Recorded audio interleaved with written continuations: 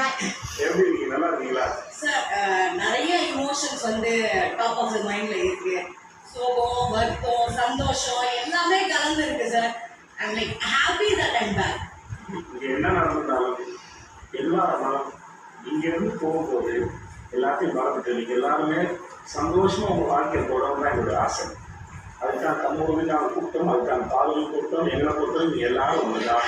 Thank you so much sir.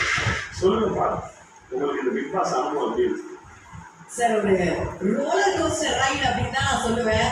ஏன்னா அந்த வீட்டில் வந்து நான் சந்தோஷப்பட்டிருக்கேன், சிரிச்சிருக்கேன், அழுதுருக்கேன், காதலிச்சிருக்கேன், எல்லா இமோஷன்ஸுமே காட்டியிருக்கேன். எனக்கு வந்து கோவம் நிறைய பட்டிருக்கேன் சார் அந்த வீட்டில். அண்ட் கோவம் நிறைய பட்டிருக்கேன் வீட்டில். அதான் நல்லாவே பார்த்தேன். சண்டை நிறைய போட்டிருக்கேன். ஆமா, நாங்கள் அதை மட்டும் தான் பார்த்தோம். ரெட் கார்டு வாங்கணும் அப்படிங்கிற அந்த டைம்ல வந்து ஒரு மாதிரி உடஞ்சிட்டேன் சார். அது பண்ணது வந்து சாண்ட்ரா. முதல்ல சாரி, நான் முதல்ல வந்து கேட்கணும். வெரி சாரி நடந்தது எல்லாத்துக்குமே.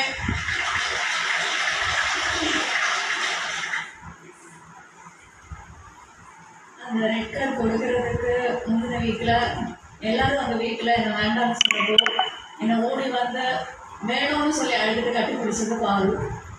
ஆனால் அவள் வீட்டு விட்டு வெளியில் போகும்போது தனியாக கேட்டு முன்னாடி நின்றது அந்த ஏவியில்